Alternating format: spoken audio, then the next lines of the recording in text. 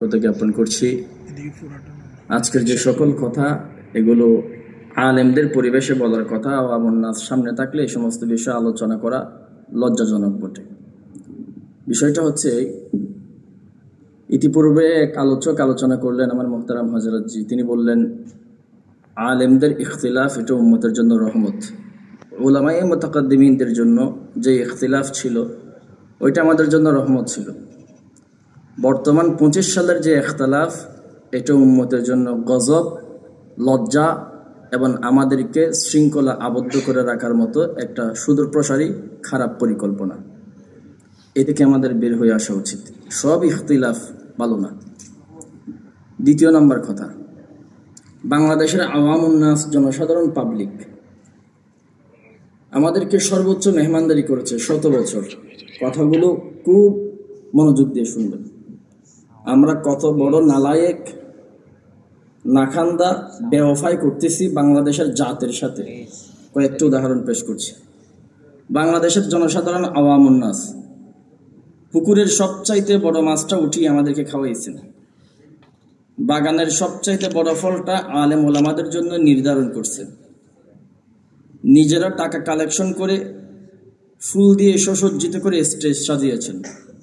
সেই স্টেজের মধ্যে আপনাকে আমাকে দুলার মতো বক্তা হিসেবে মেহমান বানাইছে। সেই স্টেজে বসে আমি আর আপনি বয়ান করেছি, ওয়াতাসিমু বিহাবিলিল্লাহি জামিআন ওয়া লা তাফাররাকু। তাদের সাজানো স্টেজে বসে উম্মত বাক না হবা, একে অপর থেকে আলাদা হবা না, এই এলান দিয়েছি। 2025 সালের প্রেক্ষাপটে এসে দেখেন, সবাই এক। আমরা ওলামারা এক হতে পারি নাই। আমরা ওলামাদের এক একজনের কেবলা এক এক দিকে পরিণত হয়েছে। এর চাইতে বড় লজ্জাজনক বিষয় আর কি হতে পারে? অথচ আমরাই এলান দিয়ে থাকি, ওয়াতাসিমু বিহাবিলিল্লাহি জামিআন। বাংলাদেশের কিছু কিছু মানুষ বর্তমান প্রেক্ষাপটকে সামনে রেখে বলেন,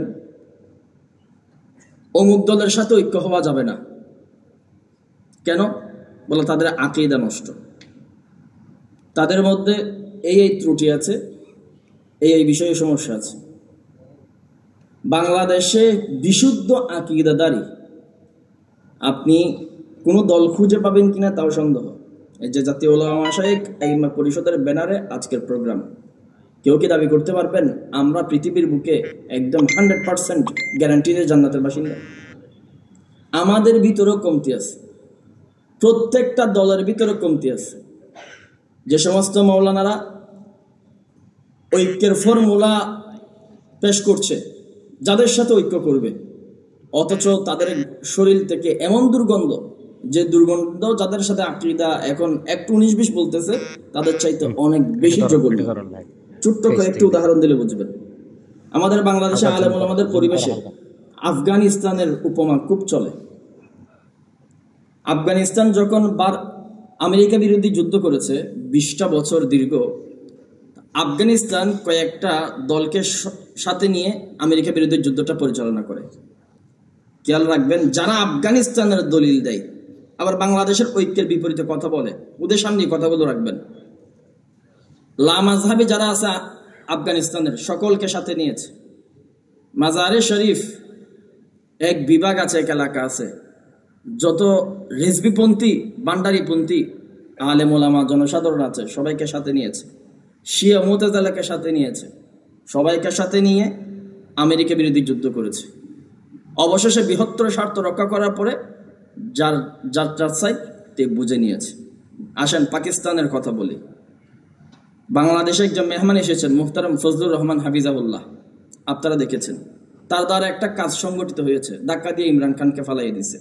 এই কাজ ভালো হয়েছে না খারাপ হয়েছে এটা বলবো না, যদিও বা দুবাইয়ের এক প্রোগ্রামে গিয়ে ভালোই লজ্জা পেয়েছি। তিনি এই কাজ কেন করেছেন এই প্রসঙ্গে যাচ্ছি না, কিন্তু তিনি এই কাজটি করতে গিয়ে পাকিস্তানের সমস্ত দলকে এক টেবিলে নিয়ে আসছেন। এটা পজিটিভ। বাংলাদেশের জমিয়ত, বাংলাদেশের খেলাফত, বাংলাদেশের ইসলামী আন্দোলন, বাংলাদেশের জামাতি ইসলাম ফজলুর রহমান সাহেব থেকে এই বিষয়টার জন্য উপমা হিসেবে গ্রহণ করতে পারে এবং এটা শিক্ষা হিসেবে নিতে পারে। উলামায়ে জমিয়ত উলামায়ে হিন্দ ভারত ইস্যু যখন বিজেপি সরকার, মোদী সরকার, তখন তাসাউফপন্থী যত দল আছে দেওবন্দি যত দল আছে, রেজভি যত দল আছে, এমনকি শিয়া লামাজহাবি যত দল আছে, সবাই একমত, এক জায়গায় অটল। কিসের বিরুদ্ধে? মোদির বিরুদ্ধে। তো মোদির বিরুদ্ধে যদি ভারতের ওলামায়ে কেরামরা সকল দল যদি এক হতে পারে, আমেরিকার বিরুদ্ধে যদি আফগানিস্তানের সমস্ত তালেবান সরকার সহ সবাই যদি এক হতে পারে, পাকিস্তানের জমিয়তে ওলামায়ে পাকিস্তান সহ সমস্ত দল যদি এক হতে পারে, বাংলাদেশের ওলামাদের এত 50 রকমের আলাপ আলোচনা কেন? এটাকেই তো বুঝে নেওয়া দরকার।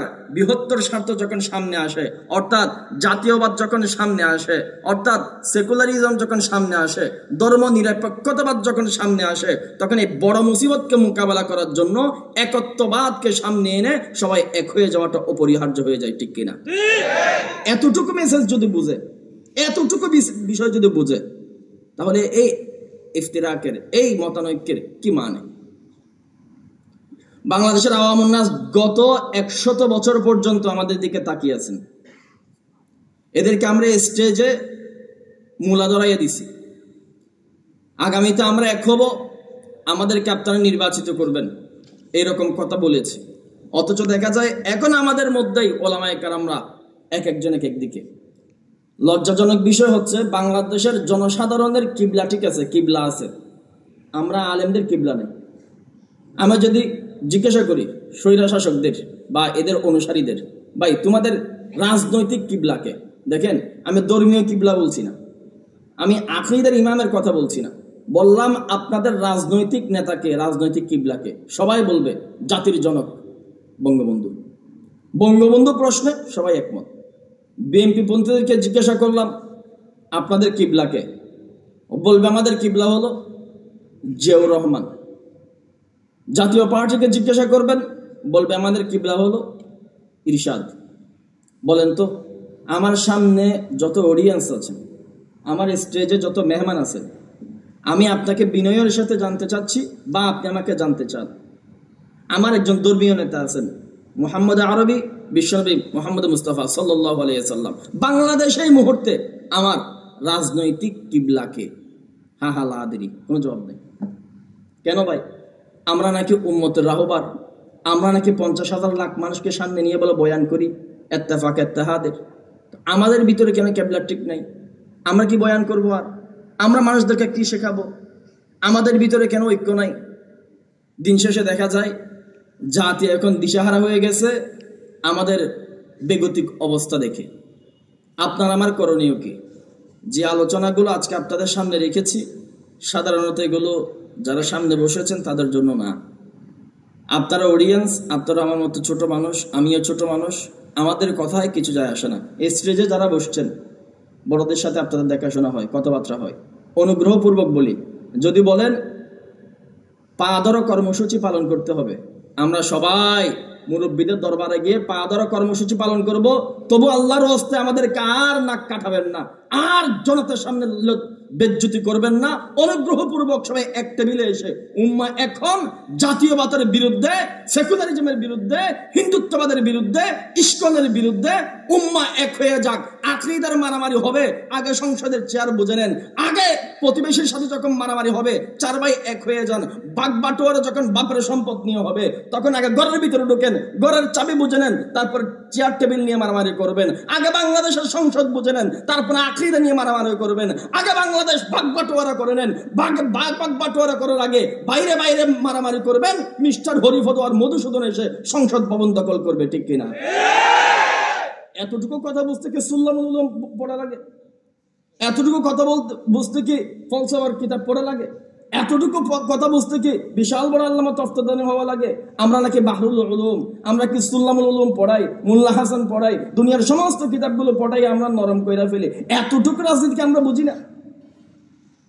আগামী নির্বাচনে যদি আলেমরা যদি এক হতে না পারেন, আগামী নির্বাচনে যদি আলেমরা এক হতে না পারেন, জনগণের কান্নার ভাষা যদি আপনারা শুনতে না চান, রবের কসম করে বলছি, এক শাপলা চত্বর তৈরি হয়েছে নাস্তিকের বিরুদ্ধে, আর এক শাপলা চত্বর আমরা তৈরি করব নাস্তিকদের বিরুদ্ধে না, বাংলাদেশের আকাবিরদেরকে একটা মিলে বসানোর জন্য। চিল্লায় বলেন ঠিক কিনা? আমরা তরুণরা পথে নামবো, লজ্জায় মানুষদেরকে মুখ দেখাতে পারি না। দেখেন, পাকিস্তান আমাদের জন্য উদাহরণ হয়েছে। মৌলানাদেরকে সবসময় ব্যবহার করা হয়, আমাদেরকে আমাদের বাক দেওয়া হয় না। উদাহরণ দিলে বুঝবেন। ধর্ম উপদেষ্টা ডক্টর আফামা খালিদ সাহেব হাফিজাহুল্লাহ, যেভাবে হোক আপনারা একজন উপদেষ্টা পেয়েছেন। ইতিহাস আপনারা জানেন, প্রথম নমিনেট তালিকার মধ্যে কিন্তু ডক্টর আফামা খালিদ সাহেবের নাম ছিল না। এই যে আমার ভাইয়ারা লেখালেখি করলেন, মুফতি রেজাউল করিম আবরার হাফিজাহুল্লাহ, শামসুদ্দৌলা আশরাফ হাফিজাহুল্লাহ, আমরা কয়েকজন ছোট ছোট বাচ্চারা লেখালেখি করলাম, অনলাইন অনেকে আপনারা সবাই লেখালেখি করেছেন, চাপে পড়ে একজনকে দিয়েছে। অথচ পাল্লায় তুলে যদি শহীদের রক্ত মাপেন, শাপলার ইতিহাস, 16 সালের রক্তের ইতিহাস, 19 সালের রক্তের ইতিহাস, মোদী বিরোধী আন্দোলনের ইতিহাস, মূর্তি বিরোধী আন্দোলনের ইতিহাস, 24 জুলাই অভ্যন্তরীণ ইতিহাস, এই শুধু যাত্রাবাড়ির রক্তের ইতিহাস, পাল্লায় যদি রক্ত তুলে মাপেন, সবচাইতে বেশি রক্ত দেওয়া তালিকার মধ্যে উলামায়ে দেওবন্দের সন্তানরাই ছিল। 23 জন উপদেষ্টার মধ্যে 22 জন হওয়া উচিত ছিল আমার, কিন্তু আমি আমার বাক পাই নাই।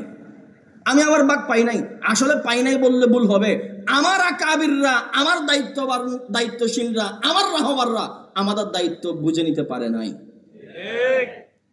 গত কয়েকদিন আগে এই জায়গার মধ্যে একটা খতম নবুয়ত প্রোগ্রাম হয়েছে ঢাকাতে, সোহরাওয়ার্দী উদ্যানে। আমি বলা প্রোগ্রামে যাচ্ছিলাম, মজু চৌধুরী ঘাট আমাকে এক মৌলানা জিজ্ঞাসা করলেন, হযরত ওখানে যান নাই? তো আমি বলতেছি আমি কেন যাব? বেয়াদবি মাফ করবেন। আমি বলতেছি আমি কেন যাব? বলে কেন? খতম নবুয়ত প্রোগ্রাম হচ্ছে, আপনি যাবেন না? সবাই গেছে। আমি বলছি সবাই যাবে, আমি যাব না। কেন যাব না? ডক্টর ইউনুস সাহেব, ওনাকে যদি বলা হয় খতম নবুয়ত শব্দটা লেখেন, উনি লিখতে পারবে? কার কাছে আপনি খতম নবুয়ত চাচ্ছেন? উলামায়ে কওমিয়া সারা জীবন ভিক্ষুক ছিল, ভিক্ষুক কেন থাকবেন? আমরা 50টা বিল্ডিং বানাইছি মাদ্রাসার মধ্যে ছাত্ররা থাকার জন্য, সবটা জনগণের টাকা। এক বছর একটা বিল্ডিং না বানিয়ে, 2টা বিল্ডিং না বানিয়ে মাদ্রাসার মার্কেট বানানো যায় না? ওই মার্কেটের টাকা দিয়ে মাদ্রাসা চালানো যায় না? নিজেরা কি পায়ে দাঁড়ানো যায় না? আমরা কেন উপরের কাছে গিয়ে খতম নবুয়ত তালাশ করবো? এত বড় মানুষের জনসমাবেশ ঘটাইছেন, এই জনসমাবেশ থেকে আপনাদের ঘোষণা দেওয়া উচিত ছিল এই সমাবেশ খতম নবুয়ত চাওয়ার জন্য নয়। আমরা সবাই খতম নবুয়তকে মানি, এটা আমাদের ঈমান, আমাদের আকীদা। আমরা সবাই এক হব, খতম নবুয়ত মান্যওয়ালারা এক হব। আগামীতে সংসদে যাব, আমরাই আইন বানাবো, আমরাই আইন উপস্থাপন করব, আমরাই আইন পেশ করব, আমরাই স্বাক্ষর করব, আমরাই সাথে সিগনেচার করে বাংলাদেশে খতম নবুয়তের সিল মারবো। চিল্লায় বলেন ঠিক কিনা? কেন আপনি ভিক্ষা করবেন? ডক্টর ইউনুস খতম নবুয়তের বিষয় কি জানে? একে খতম নবুয়ত লিখতে জানে? আমি জানি খতম নবুয়তের প্রোগ্রামের আগের দিন খতম নবুয়তের অবস্থান যে ছিল, আজকের দিনেও একই অবস্থান। কোনো তবদিল হয় নাই, পরিবর্তন হয় নাই, পরিবর্তন করতে পারেন নাই। মাফ করবেন আমাকে, এত বড় কথা আমি বললাম কিভাবে এতগুলো মানুষের বিরুদ্ধে? বাইরে ভাই, আমি আপনাদের মতো হুজুরি না, আমি ছোট মানুষ।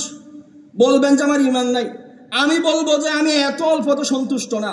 আপনি নেতা হলে, আপনি মন্ত্রী হলে, আপনি এমপি হলে আপনার খতম নবুয়ত ঠেকাইতে আপনি আরেকজনের কাছে কেন ভিক্ষা চাইবেন?